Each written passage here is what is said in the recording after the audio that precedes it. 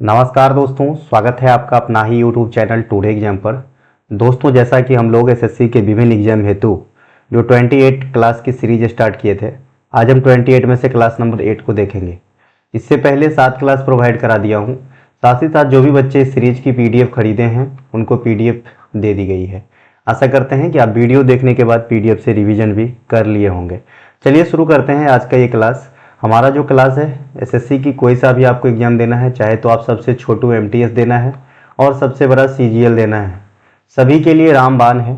और जिन बच्चे को 2026 में एसएससी में अपनी सीट पक्की करनी है, हमारे तरफ से 35 सीरीज पढ़ना और ये 28 सीरीज पढ़ना, ये दोनों मिला के 60 से कम 60 या 61 62 क्लास 63 क्लास हुए।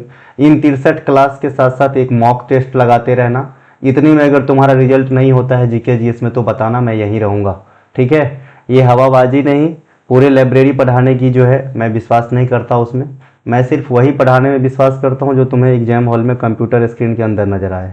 चलिए शुरू करते हैं आज के क्लास। हमारा कोई सा भी कंटेंट चाहिए, आप ये जो मोबाइल नंबर देख रहे हैं इस पर आपको व्हाट्सअप मैसेज करके कंटेंट को बाय करना होता है, या फिर डिस्क्रिप्शन में लिंक दिया गया है, वहाँ से भी आप पहुँच कंटेंट ले सकते हैं। टुडे एग्जाम, सटीक कंटेंट, सॉलिड रिजल्ट। चलिए पहले प्रश्नों को देखते हैं।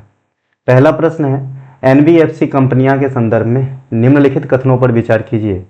ये जो एनबीएफसी कंपनियां होते हैं इनके रिगार्ड में आपको बातों को समझना है और आंसर देना है। पहला स्टेटमेंट है, एनबीएफसी कंपनियां बिना बैंकिंग लाइसेंस के ही बैंकिंग के अधिकतम गतिविधियों का संचालन करता है।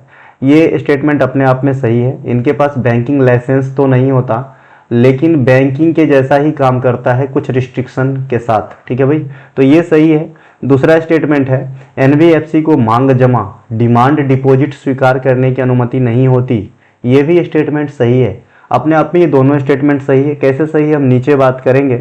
अभी मैंने कहा कि भाई पहला स्टेटमेंट इसलिए सही है कि भाई इनके पास बैंकिंग लाइसेंस नहीं होता है, लेकिन बैंकिंग की जो गतिविधियां हैं उनको ये अंजाम देते हैं कुछ रिस्ट्रिक्शन के साथ। तो वही एक सेकेंड स्टेटमेंट में रिस्ट्रिक्शन दिया गया है कि एनबीएफसी जो है वो मांग जमा अर्थात डिमांड डिपॉजिट को स्वीकार नहीं करता है। अब ये डिमांड डिपॉजिट क्या होता है मैं आगे बताऊंगा। तो उपयुक्त दोनों स्टेटमेंट जो है सही हो गया। गैर बैंकिंग वित्तीय कंपनियां, नॉन बैंकिंग फाइनेंशियल कंपनी जो है एनबीएफसी जो है कंपनी अधिनियम 1956 अथवा कंपनी अधिनियम 2013 के तहत पंजीकृत एक कंपनी होती है जो ऋण प्रदान करने, प्रतिभूतियों के निवेश, पट्टे, बीमा जैसे विभिन्न गतिविधियों की अपनी भूमिका निभाती है, किंतु इनके पास बैंकिंग लाइसेंस नहीं होता है। तो एक ये बहुत बड़ी पॉइंट है कि भाई एनबीएफसी के पास बैंकिंग लाइसेंस होता है या नहीं। क्या एनबीएफसी एक बैंक है? तो बैंक नहीं है, लेकिन बैंक के जैसा काम करता है। ठीक है, और ये किस अधिनियम के तहत पंजीकृत होना चाहिए? तो 1956 अथवा कंपनी अधिनियम 2013 के तहत। एक पूर्ण बैंक के तुलना में एनबीएफसी पर कुछ लिमिटेशन है। जैसे क्या है? एनबीएफसी को मांग जमा डिमांड डिपॉजिट स्वीकार करने की अनुमति नहीं होती है। जो डिमांड डिपॉजिट होती है ये क्या होती है? जैसे आपके पास आज पैसा है तो बैंक में रख दिया और कल आपको जरूरत पड़े तो आप चुपके से एटीएम कार्ड लेके जाते हो और पैसा निकाल लेते हो। तो ऐसा जमा जो है एनबीएफसी कंपनी स्वीकार नहीं करता है। ये फिक्स डिपॉजिट को है स्वीकार करता है, डिमांड डिपॉजिट को स्वीकार नहीं करता है। ठीक है भाई, तो स्वीकार करने की अनुमति नहीं होती है इनको डिमांड डिपॉजिट। यह स्वयं आरहित चेक और डिमांड ड्राफ्ट जारी नहीं करता। जैसे बैंक के पास खुद का चेक होता है, डीडी होता है, डिमांड ड्राफ्ट होता है, इसीलिए बैंक जो है भुगतान और निपटान प्रणाली का अभिन्न हिस्सा होता है, यानी फॉलो करता है ना। लेकिन ये जो एनबीएफसी कंपनियां होता है ये इन चीज़ों से बचा हुआ होता है, ना चेक जारी कर सकता है, ना एटीएम कार्ड, ना डीडी, इसीलिए भुगतान और निपटान प्रणाली का हिस्सा नहीं होता है एनबीएफसी कंपनियां। एक एक बात ध्यान देते चलेंगे। आजकल एग्जामिनर कहीं से भी कुछ मतलब डीपली क्वेश्चन पूछने लगा है, तो आपको नॉलेज रहेगा तभी काम आएगा। पहले सिर्फ इतना से काम चल जाता था इस पार्टिकुलर क्वेश्चन में कि भाई एमएफआई या फिर एनबीएफसी को कौन रेगुलेट करता है, तो आरबीआई कह देने से हमारा काम हो जाता था, लेकिन अब नहीं होगा। अब यहाँ पे नोट करके एक चीज लिखा है, एनबीएफसी कंपनियां न्यूनतम 12 माह और अधिकतम 60 माह यानी 1 वर्ष के लिए और मैक्सिमम 5 वर्ष के लिए जो है आपकी जमा राशियां स्वीकार कर सकती है।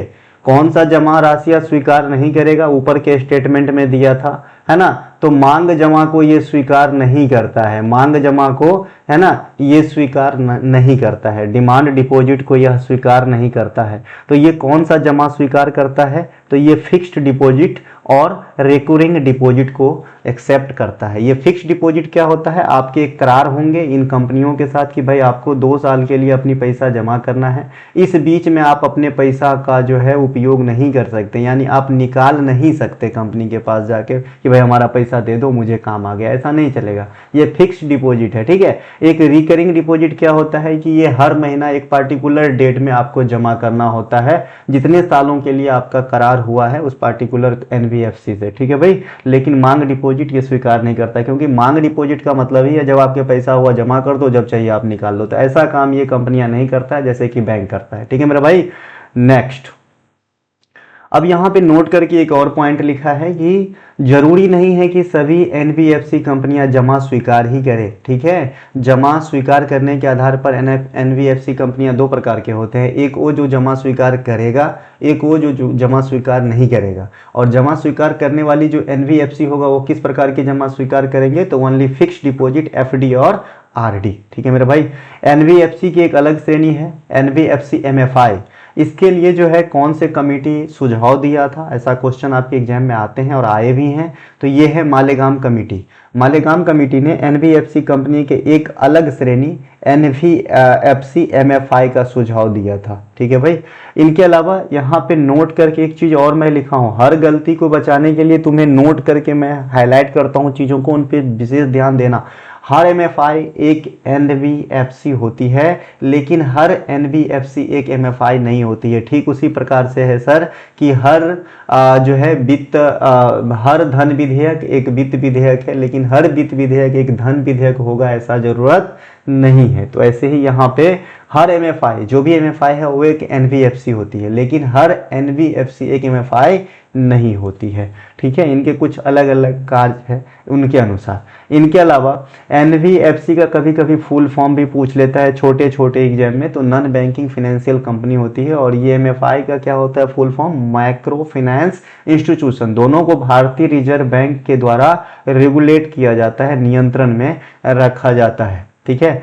भारत का पहला माइक्रो फाइनेंस संस्थान यानी एमएफआई जो था उसका नाम था सेवा सहकारी। सेवा का full form self employed women's association bank, इसका फुल फॉर्म शॉर्ट में सेवा बैंक नाम दिया गया था। ये भारत का पहला एमएफआई जो है, हाँ ठीक है। इनके अलावा इनको जो है खोज करने का श्रेय इला भट्ट को दिया जाता है, हाँ सही है जी। इनके अलावा शेयर बाजार में लिस्ट होने वाला पहला एमएफआई इंडिया का ये था एसकेएस मैक्रो फाइनेंस, जो शेयर बाजार में लिस्टेड हुआ था, ठीक है। और पूर्ण बैंक बाद में बन जाने वाला पहला एमएफआई बंधन फाइनेंशियल सर्विसेज, जो बाद में एक पूर्ण बैंक बन गया, इनको बैंकिंग लाइसेंस मिल गया बंधन बैंक के नाम से, ठीक है। तो ये थे भाई पहला एनबीएफसी और एमएफआई से क्वेश्चन, ठीक है।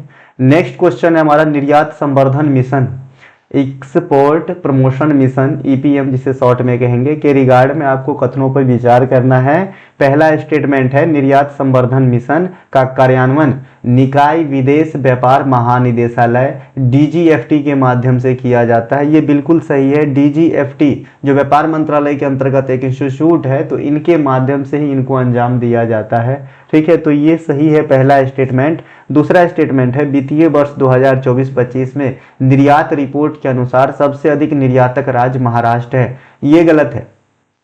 देखिए 2024 के 31 दिसंबर तक यानी 2024-25 के लिए निर्यात वाला एक रिपोर्ट जारी हुआ था, जिस रिपोर्ट के अनुसार जो है इंडिया में सबसे ज़्यादा एक्सपोर्ट जो है गुजरात राज्य करता है, यानी गुजरात पहले स्थान पे है। और आपको पता होना चाहिए कि इंडिया के मात्र 5 राज्य ही 65% से अधिक चीज़ों का जो है एक्सपोर्ट करता है, ठीक है। तो उसमें पहले स्थान पे गुजरात है। तो स्टेटमेंट 2 महाराष्ट्र लिख दिया हूँ, इसीलिए गलत हो जाएगा, स्टेटमेंट सही हो जाएगा 1 नंबर, ठीक है भाई।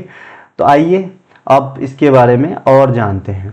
निर्यात संवर्धन मिशन, एक्सपोर्ट प्रमोशन मिशन वाणिज्य एवं उद्योग मंत्रालय, जो वाणिज्य विभाग के अंतर्गत आता है, द्वारा सूक्ष्म लघु एवं मध्यम उद्यम मंत्रालय मस्मी और वित्त मंत्रालय के साथ मिलकर संचालित किया जा रहा है। यानी जो ये निर्यात संवर्धन मिशन है, इसमें कोई एक मंत्रालय नहीं, इसमें वाणिज्य विभाग यानी उद्योग मंत्रालय, एमएसएमई और आपका वित्त मंत्रालय, ये 3 मिनिस्ट्री मिलकर काम करता है। और इस चीज़ का जो कार्यान्वयन है, जो अंजाम दिया जाता है, उस निकाय का नाम है डीजीएफटी, विदेश व्यापार महानिदेशालय। इसके माध्यम से इसे संचालित किया जाता है। तो यहाँ पे 3 मंत्रालय और एक जो है इंस्टीट्यूट जैसा, इसके माध्यम से आपका एक्सपोर्ट प्रमोशन मिशन को बढ़ावा दिया जाता है या कार्यान्वयन किया जाता है। ठीक है भाई।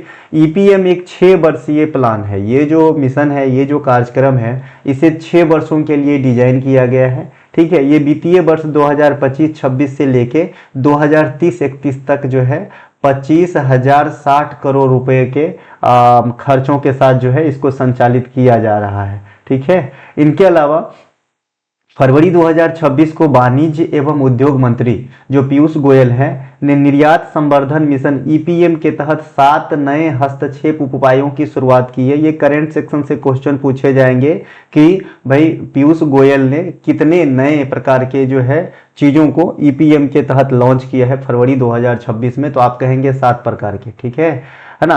निर्यात संवर्धन मिशन जो ईपीएम कार्यक्रम है, जो 6 वर्ष यानी 2030-31 वित्तीय वर्ष के लिए तक के लिए चलाए जाने की बात कही गई है 25,000 करोड़ से अधिक रुपए के साथ। तो इसमें कुल कितने स्कीम शामिल है, तो आप कहेंगे इसमें 11 योजना शामिल है। ठीक है। 11 योजना अभी सभी फुल फ्लेज में एक्टिव नहीं है, 10 एक्टिव है, एक बाकी है। और फरवरी 2026 में एक साथ 7 नए प्रकार के चीज़ों को इसमें इंट्रोड्यूस करवाया गया पीयूष गोयल के द्वारा। ये एक एक बात ध्यान में रखना, कहीं से भी कोई भी डेटा आपके एग्जाम में मांग सकता है। मुद्रा का अवमूल्यन, मुद्रा का अवमूल्यन क्या करता है भाई, किस चीज़ को बढ़ावा देता है, तो निर्यात, एक्सपोर्ट को बढ़ावा देता है। चूंकि ये एक्सपोर्ट से रिलेटेड क्वेश्चन था, करंट सेक्शन के क्वेश्चन है, तो जो मतलब एक ऐसा क्वेश्चन है कि भाई मुद्रा का अवमूल्यन किस चीज़ को बढ़ावा देता है, तो ये भी एक्सपोर्ट को बढ़ावा देता है, इसीलिए यहीं पे बता दिया। और साथ ही साथ घरेलू पर्यटन को भी बढ़ावा देता है। एक्सपोर्ट को कैसे बढ़ावा देता है मुद्रा का अवमूल्यन, मैं कई बार समझा चुका हूँ। जैसे मान लीजिए आज $1 की कीमत मान लीजिए कि 100 रुपया है। अब भारत सरकार अपने मुद्रा का अवमूल्यन करके $1 की कीमत को 110 रुपया अगर कर देता है, तो अमेरिकी नागरिक या फिर अमेरिकी के जो बिजनेसमैन है वो क्या सोचेंगे कि पहले जितना चीज़ मुझे $1 में 100 रुपये का चीज़ मिल पाता था, अब मुझे $1 में 110 रुपये का चीज़ मिलेगा। तो वो क्या करेगा, एक्सपोर्ट को बढ़ावा देगा, यानी हमारा चीज़ खरीदना जो है प्रारंभ करेगा या फिर बड़े मात्रा में खरीदेगा, क्योंकि उनका कम पैसा खर्च होगा। ठीक है भाई। और चीज़ ज़्यादा मिलेंगी। ठीक है। वर्तमान समय में भारत के शीर्ष 5 निर्यातक राज्य कौन कौन से हैं, सबसे टॉप पे बैठे हैं गुजरात। गुजरात सबसे ज़्यादा जो है चीज़ों का निर्यात करता है एट करंट में, है ना। और अगर आपको जिला वाइज पूछे तो जामनगर जो है गुजरात में ही है ना, जो इंडिया में सबसे अधिक चीज़ों का एक्सपोर्ट करने का जो है कुबा रखता है जिला वाइज अगर देखें तो, है ना। तो जामनगर जिला इंडिया में सबसे ज़्यादा चीज़ों को एक्सपोर्ट करता है, जो गुजरात में है। और राज्यों में भी गुजरात सबसे पहले स्थान पे है चीज़ों को एक्सपोर्ट करने में। दूसरा स्थान पे है महाराष्ट्र, तीसरे स्थान पे तमिलनाडु, चौथे स्थान पे कर्नाटक और 5वें स्थान पे उत्तर प्रदेश है। ये 5 स्टेट मिलके 65% से अधिक, लगभग 70% एक्सपोर्ट में योगदान करते हैं।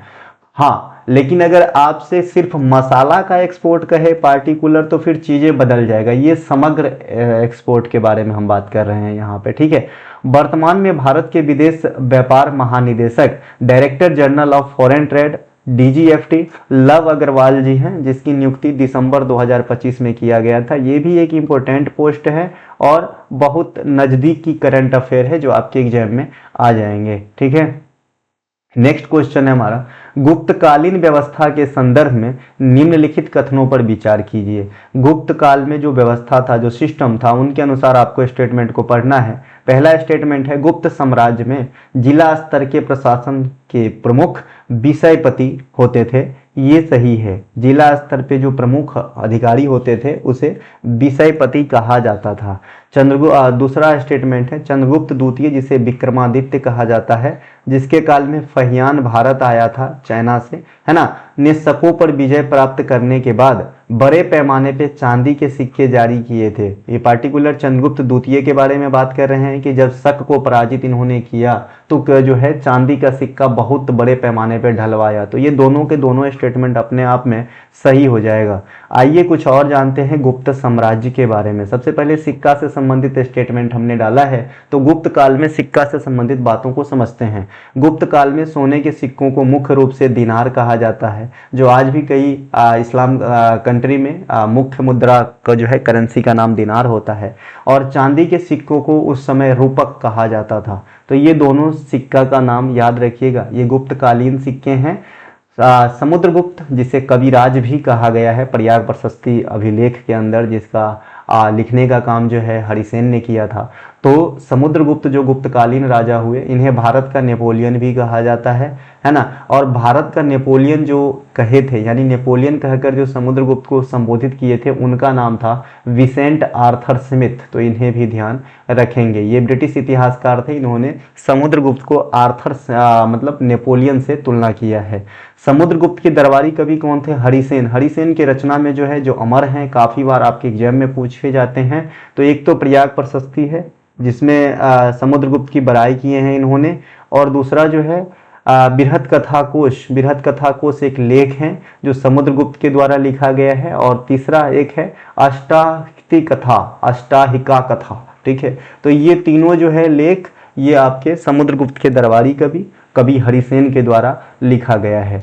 गुप्तकालीन राजकोषीय कर व्यवस्था यानी टैक्स सिस्टम में विभिन्न प्रकार के उपयोग की जाने वाली टर्म का अर्थ समझेंगे, क्योंकि ये जो टर्म का अर्थ है ना टैक्स के संदर्भ में, ये गुप्त काल और मौर्य काल से ज्यादा पूछा जाता है आपके एग्जाम में। तो आज हम गुप्त काल को निपटाएंगे, किसी अन्य दिन हम मौर्य काल से संबंधित टर्म को निपटाएंगे। ठीक है, तो आइए सबसे पहले भाग क्या होता था? यह भू राजस्व का वह हिस्सा होता था, यानी भू माने जमीन, यह जमीन पर जो टैक्स होता था उसका वह हिस्सा होता था जो राजा द्वारा किसानों की उपज का सामान्यतः छठा हिस्सा होता था। इसे ध्यान रखेंगे, राज्य द्वारा जो किसान उपज करता था उनका 1/6 देना पड़ता था, उसे भाग कहा गया था। ये एक प्रकार का क्या था? भू राजस्व था, यानी खेतों पे लगने वाला टैक्स था।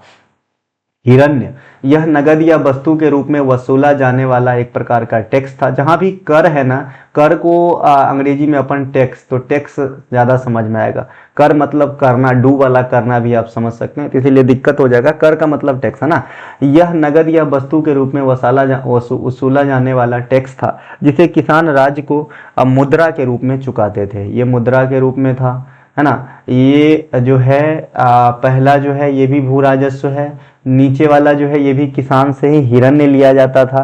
तीसरा है वैश्टिक्का, यह जबरन या बेगार श्रम था। इसके तहत राज्य के सार्वजनिक कार्यों जैसे सड़कों और सिंचाई परियोजनाओं के लिए मजदूरों से बिना वेतन के काम लिया जाता था। ये जो वैश्टिक्का है ये एक प्रकार का श्रम दान था, है ना। ये एक प्रकार का क्या है? ये श्रम के रूप में दी जाने वाली दान या टैक्स था। ठीक है, तो इसे ध्यान रखेंगे।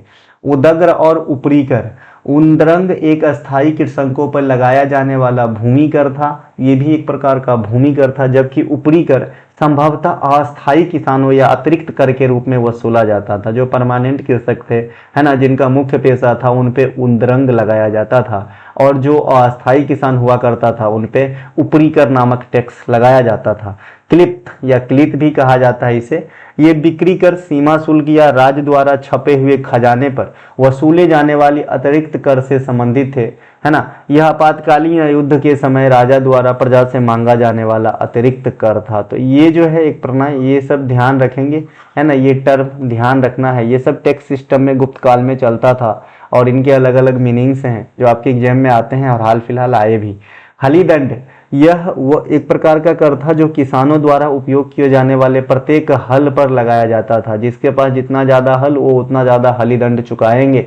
ठीक है भाई, जैसे कि आजकल आपके पास मान लीजिए आपके पास एक बंदूक है तो एक का लाइसेंस, दो रहेगा तो दो का लाइसेंस लेना पड़ेगा। तो वैसे ही सार्थवाह, गुप्त काल के जो प्रमुख व्यापारी संघ, मर्चेंट गिल्ड्स और व्यापारिक कारवा का जो नेता होता था, लीडर होता था, है ना, जो व्यापारिक संघ का लीडर मान लो, है ना, उससे प्रशासनिक व्यवस्था में भी एक बेहद प्रतिष्ठित और आधिकारिक स्थान प्राप्त हुआ करता था। और कई सारे संस्थान में ये जो है एक मुख्य रोल में आते थे आपका सार्थवाह। तो सार्थवाह गुप्त काल में क्या था? तो व्यापारियों का तो हेड होता ही था, बाद बाकी जो व्यापार से संबंधित कई सारे इंस्टीट्यूट होते थे उनमें भी उनको एक पद दिया जाता था, तो उसे सार्थवाह कहा जाता था। यह एक आदमी है ना, एक पोस्ट का जैसे नाम है ना। इनके अलावा शीतकालीन ओलंपिक में भारतीय स्थिति के संदर्भ में निम्नलिखित कथनों को ध्यान से पढ़कर सही उत्तर का पता लगाइए। पहला स्टेटमेंट है जेरेमी बुजाकोस्की विंटर ओलंपिक यानी शीतकालीन ओलंपिक में भाग लेने वाले पहले भारतीय एथलीट थे। दूसरा है कि भाई शीतकालीन ओलंपिक में भाग लेने वाली प्रथम भारतीय महिला भारतीय महिला शैलजा कुमार थे, माफ कीजिएगा। ये दोनों के दोनों स्टेटमेंट अपने आप में सही है। देखिए शीतकालीन ओलंपिक 2026 में है ना होने वाली है ना, 2026 में मिलानो कार्टो इटली के अंदर जो है आपका शीतकालीन ओलंपिक होने वाली है। शीतकालीन पैरा भी वहीं पे होंगे और शीतकालीन मेन वाला भी होंगे। तो यहाँ पे जो भारत के लिहाज से जो रिकॉर्ड रखता है यह ओलंपिक, उसको आपको जान लेना बहुत जरूरी है। और ग्रीष्मकालीन ओलंपिक में तो मैं चप्पू चप्पू आपको बता दिया हूँ, तो कोई भी दिक्कत होने वाली नहीं है। इसीलिए मैं यहाँ पे ग्रीष्मकालीन ओलंपिक या फिर ग्रीष्मकालीन पैरा की बात नहीं करूँगा, यहाँ पे सिर्फ शीतकालीन ओलंपिक की बात करूँगा। दोनों स्टेटमेंट अपने आप में सही हो जाता है। इसकी अगर हम ग्रीष्मकालीन ओलंपिक से तुलना करें तो ग्रीष्मकालीन ओलंपिक में भारत के लिए जो सबसे पहले पार्टिसिपेट किए थे उनका नाम था नॉर्मन प्रिजार्ड, है ना। और यहाँ पे जो शीतकालीन ओलंपिक है इसमें भारत के लिए जो सबसे पहले पार्टिसिपेट किए थे उनका नाम है जेरेमी बुजाकोस्की। ठीक है भाई, ये भारतीय मूल के भले नहीं है लेकिन भारत को रिप्रेजेंट किए थे। ठीक है भाई, इसके अलावा भारतीय शीतकालीन ओलंपिक में भाग लेने वाली प्रथम भारतीय महिला जो थी उनका नाम था शैलजा कुमार। ठीक है, जैसे मीरा कुमार भी महिला है भाई, जगजीवन राम साहब के रिलेटिव है जो पहले लोकसभा में अध्यक्ष रहे थे महिला के रूप में, है ना। तो उसी प्रकार से शैलजा कुमार भी महिला है। ठीक है, उपयुक्त दोनों स्टेटमेंट आपके सही हो जाएंगे। प्रथम शीतकालीन ओलंपिक की जो शुरुआत होती है ये 1924 फ्रांस के सेमोनिक्स शहर से होती है। ठीक है, लेकिन यहाँ पे भारत भाग नहीं लेता है। और प्रथम ग्रीष्मकालीन ओलंपिक जो आधुनिक रूप में हम लोग देखते हैं उसकी शुरुआत 1896 में होता है और यहाँ भी भारत भाग नहीं लिया होता है। और ये होता है आपके एथेंस शहर से, थोड़ा सा रिलेट कर दूँ याद आ जाएगा। ये ग्रीष्मकालीन ओलंपिक की बात कर रहा हूँ, 1896 एथेंस से हुआ था और भारत यहाँ भाग नहीं लिया था। भारत ग्रीष्मकालीन ओलंपिक में नॉर्मन प्रिजार्ड को भेजे हैं 1900 के ओलंपिक में जो पेरिस में हुआ था। ठीक है, तो इसको भी ध्यान रखना है थोड़ा। फिर मैं यहाँ लौट आता हूँ शीतकालीन ओलंपिक पे। तो शीतकालीन ओलंपिक की शुरुआत आपके 1924 में फ्रांस के एक शहर जिसका नाम सेमोनिक्स है वहाँ से होती है। लेकिन भारत जो है इस ओलंपिक में पार्टिसिपेट नहीं कर पाता है। भारत को शीतकालीन ओलंपिक में भाग लेने के लिए काफ़ी लंबा सफर तय करना पड़ता है और भारत जो है 1964 में 40 साल के बाद ऑस्ट्रिया में जो शीतकालीन ओलंपिक हुआ था वहाँ पे जेरेमी बुजाकोस्की को भाग लेने के लिए यहाँ से भेजते हैं और उन्होंने डाउन हिल अल्पाइन स्कीइंग स्पर्धा में भाग लेते हैं। ये डाउन हिल अल्पाइन स्कीइंग स्पर्धा, ये जो अल्पाइन स्कीइंग स्पर्धा है कई सारे कैडर में होते हैं जिसमें एक डाउन हिल होता है जो बर्फ वाला भाग होते हैं और ऐसे ऊंचाई से नीचे की तरफ बहुत तेज स्पीड में जो है छिछलना होता है, मतलब लुढ़कना होता है एक प्रकार से कहिए। ये काफ़ी खतरनाक गेम होते हैं और इसमें जो है 1964 में भारत की तरफ से जेरेमी बुजाकोस्की ने भाग लिया था व्यक्तिगत रूप से। ठीक है, शैलजा कुमार शीतकालीन ओलंपिक में पार्टिसिपेट करने वाली भारत की पहली महिला बनी जिन्होंने कनाडा में आयोजित 1988 के जो शीतकालीन ओलंपिक हुआ था वहाँ पे महिला के स्लैलम में 28वां स्थान पे रही थी। काफ़ी अच्छा रिकॉर्ड था जो काफ़ी दिनों तक कायम रहा। ठीक है, बाद में नेहा आहूजा शीतकालीन ओलंपिक में भारत की तरफ से भाग लेने वाली सेकेंड महिला बनी, है ना। और अब तक सिर्फ 2 ही महिला शीतकालीन ओलंपिक में भाग ली है भारत की तरफ से, ये बात भी आपको ध्यान रखना है। और कुल मिला के मात्र 17 खिलाड़ी ही शीतकालीन ओलंपिक में भारत की तरफ से भाग लिए हैं, तो 15 + 2 हो जाएगा। ठीक है, 15 पुरुष और 2 महिला जो है शीतकालीन ओलंपिक में अब तक के इतिहास में भारत की तरफ से भाग लिए हैं मात्र। ठीक है मेरे भाई, और पदक की बात करें तो आज तक शीतकालीन ओलंपिक में भारत को पहला जो है एक पदक यानी मान लीजिए कि पहला, दूसरा स्थान, तीसरा स्थान, स्वर्ण, रजत और ब्रॉन्ज, ऐसा कोई मेडल अब तक मिला नहीं। ठीक है भाई, ध्यान रखना। यहाँ पे नोट करके लिखा है Neha Ahuja minimum qualification standard को पूरा करके शीतकालीन ओलंपिक के लिए क्वालिफाई करने वाली पहली भारतीय महिला है। देखिए बहुत समय पहले क्या होता था कि भाई क्वालिफाई वाली चीज़ों को जो है इतना ज़्यादा तवज्जो नहीं दिया जाता था, नियम वगैरह नहीं बने थे। लेकिन जब से ये क्वालिफायर वाली नियम बन गई है, तो अगर आपसे पूछे कि भाई शीतकालीन ओलंपिक में भारत के लिए पार्टिसिपेट करने वाली प्रथम महिला, तो शैलजा कुमार। लेकिन अगर आपसे पूछे कि भारत के लिए मिनिमम रिक्वायरमेंट को क्वालिफाई करने के बाद शीतकालीन ओलंपिक में पार्टिसिपेट करने वाली प्रथम भारतीय महिला, तो नेहा आहूजा को आंसर लगाना है दोस्त, है ना। आई होप आप समझ गए। अब तक मात्र 17 है ना खिलाड़ी ही शीतकालीन ओलंपिक यानी विंटर ओलंपिक में भारत के तरफ से भाग लिए हैं। बीजिंग 2022 के लिए एकमात्र खिलाड़ी जो है अल्पाइन स्कीयर आरिफ मोहम्मद खान ने भाग लिया था। इन्हें ध्यान रखेंगे, कई बार आपके एग्जाम में आज भी पूछे जाते हैं, क्योंकि ये जो है गिनी चुनी चेहरा है, सिंगल खिलाड़ी भारत को रिप्रेजेंट कर रहा है शीतकालीन ओलंपिक में, ये बहुत बड़ी बात है। ठीक है, शीतकालीन ओलंपिक मिलानो कॉर्टिना 2026 में कराए जाएंगे। इनके कुछ खास बात देख लेते हैं। भारत की तरफ से 2 खिलाड़ी को जो है भेजा जा रहा है। आरिफ मोहम्मद खान जो पिछले ओलंपिक में भी गए थे, पिछले शीतकालीन जो 2022 में बीजिंग चाइना के अंदर कराया गया था। पुरुषों की स्लैलम स्पर्धा में अब तक का सर्वश्रेष्ठ प्रदर्शन दर्ज किया। ये ओलंपिक समाप्त हो गया, फरवरी में हुआ था। उन्होंने 39वां स्थान हासिल किया है। इस बार क्या नाम है भैया, आरिफ मोहम्मद खान का जो रैंक रहा है ना, कौन से खेल में, पुरुषों की स्लैलम खेल में, ठीक है, 39वें स्थान पे रहा। और एथलीट स्टैंजिन लुंडूप ये दूसरे पुरुष खिलाड़ी हैं, 2 ही खिलाड़ी गए ही थे।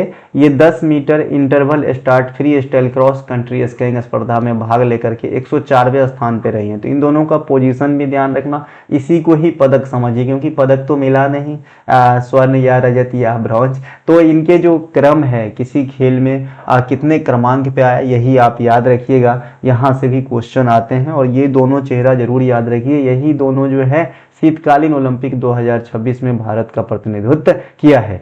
शीतकालीन ओलंपिक 2026 की अंतिम पदक तालिका में नॉर्वे को पहला स्थान मिला है। बताइए, नॉर्वे जो है 41 पदक जीता है, और 18 गोल्ड, 12 रजत और 11 ब्रॉन्ज जीता है। एक शीतकालीन ओलंपिक में सबसे अधिक गोल्ड जीतने का रिकॉर्ड भी नॉर्वे ने इसी साल बनाया है, 18 गोल्ड। इससे पहले कोई भी देश ये 18 गोल्ड तो एक शीतकालीन ओलंपिक में नहीं जीता था। भाई ग्रीष्मकालीन में तो 250-250 हो जाता है, ये थोड़ा ज़्यादा हार्ड होता है ना। इसके अलावा जो 2026 का शीतकालीन ओलंपिक हुआ था, इसका शुभंकर जिसे अपन मस्कट कहते हैं, तो मस्कट जो है इनका नाम था टीना और मिलो, है ना, टीना और मिलो। तो इसे भी ध्यान रखेंगे, मिलानो और कार्टिना शहर के नाम पे रखा गया है ना।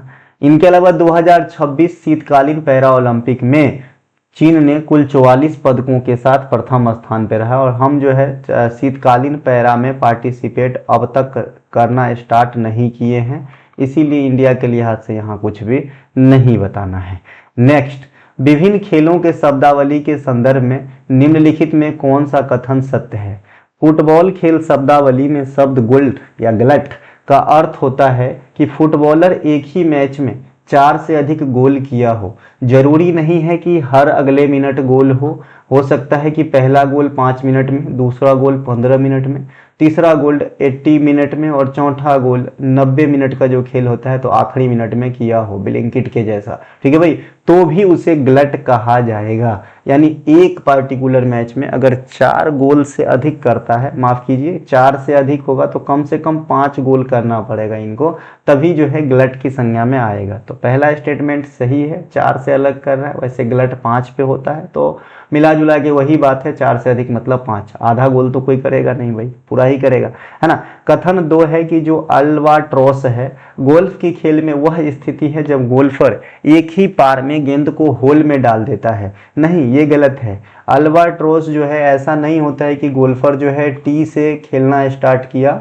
और एक ही शॉट में होल के अंदर अगर गेंद को डाल दिया तो 1 होल कहा जाता है, इसे अल्बाट्रोस नहीं कहा जाता है। तो यहाँ पे स्टेटमेंट पहला तो सही है लेकिन दूसरा गलत है। अब आइए इन सभी चीज़ों को बारीकी से समझते हैं। देखिए, फुटबॉल में गोल करने के हिसाब से भी टर्म को बना दिया गया है। अगर आप एक गोल करते हैं फुटबॉल के अंदर, तो सिंपल सा शब्द गोल इस्तेमाल किया जाएगा कि भाई आपने एक गोल किया है। फुटबॉल में अगर आप 2 गोल कर लेते हैं तो इसे ब्रेस कहा जाता है। जैसा कि मैंने कहा कि क्रिकेट के जैसा नहीं होता है, हैट्रिक मतलब लगातार ही होना चाहिए। 3 हैट्रिक छक्का का मतलब 3 बॉल पे 3 छक्का, हैट्रिक विकेट मतलब 3 बॉल पे 3 विकेट, ऐसा नहीं। फुटबॉल में आप पहला मिनट या आखिरी मिनट में भी अगर 2 गोल कर लिए पूरे मैच में तो ब्रेस हो जाएगा। 3 गोल करेंगे तो हैट्रिक, यहाँ भी लगातार नहीं होना चाहिए, कोई भी मिनट में कभी भी हो सकता है हैट्रिक। अगर आपने 3 गोल किया है तो हैट्रिक यहाँ भी कहा जाएगा। हैट्रिक किसी भी खेल में 3 से ही रिलेटेड होता है, ठीक है। 4 गोल अगर आप करते हैं तो हॉल या पोकर कहा जाएगा। 5 गोल अगर आप करते हैं तो ग्लट कहा जाएगा। और 6 गोल अगर आप कर लेते हैं तो डबल हैट्रिक कहा जाएगा, ठीक है भाई। तो ये है आपके फुटबॉल खेल में गोल के आधार पे चीज़ों को टर्म के रूप में पिरोना, है ना। अब यहाँ पे नोट करके मैंने लिखा है कि पुर्तगाल के जो क्रिस्टियानो रोनाल्डो है वो वर्तमान में सबसे अधिक इंटरनेशनल फुटबॉल में गोल करने वाले खिलाड़ी हैं, इन्हें ध्यान रखेंगे।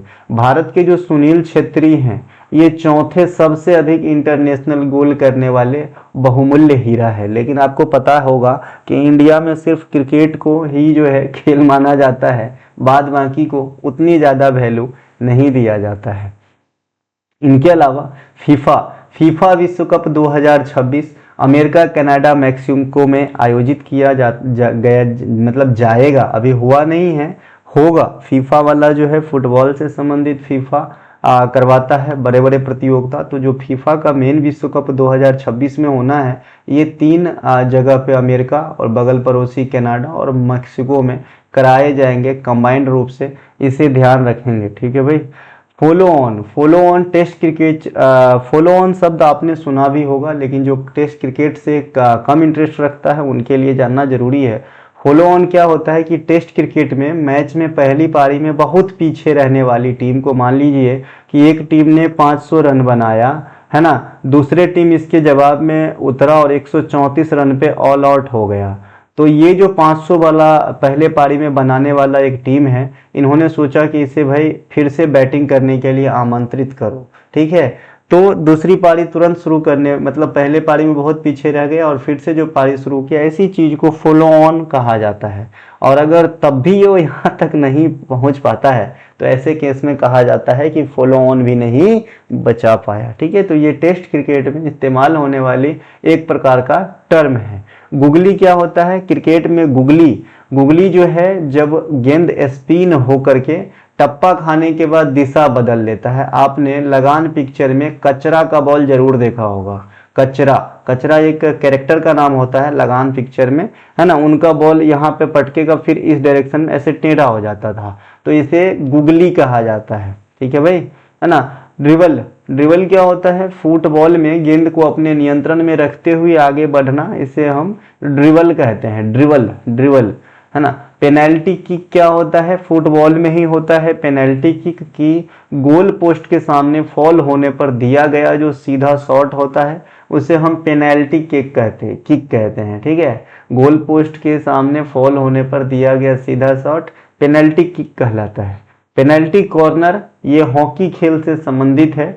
गोल के मौके के रूप में दिया जाने वाला शॉट ये है पेनल्टी कॉर्नर। यहाँ पे देखिए पेनल्टी किक फुटबॉल में होता है, पेनल्टी कॉर्नर जो है हॉकी में होता है। ड्यूस शब्द जो है 2 खेल में बहुधा इस्तेमाल होता है, एक तो आपके बैडमिंटन में और एक आपके टेनिस में होते हैं।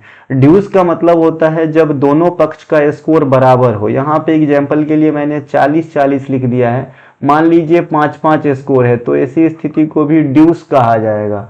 9-9 स्कोर है तो ऐसे स्थिति को भी ड्यूस कहा जाएगा। और जब खेल शुरुआत होता है तो 0-0 स्कोर होता है तो ऐसे स्थिति को भी ड्यूस कहा जाएगा। यानी जब स्कोर बराबरी पे चल रहा हो दोनों खेमे का तो उसे हम ड्यूस कहते हैं। चेकमेट क्या होता है? ये शतरंज में होता है। चेकमेट हो जाना मतलब शतरंज का खेल समाप्त हो जाना है, एक ऐसी स्थिति जिसमें किंग ही मारा जाता है, किंग का बचना असंभव हो जाता है और इसे हम चेकमेट कहते हैं शतरंज में। शतरंज के बिसात पे कितने खाना होता है? 64 खाना होता है, जो 2 भागों में बटे होते हैं, 32-32, है ना, वर्गाकार होते हैं। ये 2 कलर सामान्यतः व्हाइट और ब्लैक होते हैं। शतरंज में आपके जो है 32 गोटियां होती है, 16 × 2 यानी 16 एक पक्ष में, 16 दूसरे पक्ष में।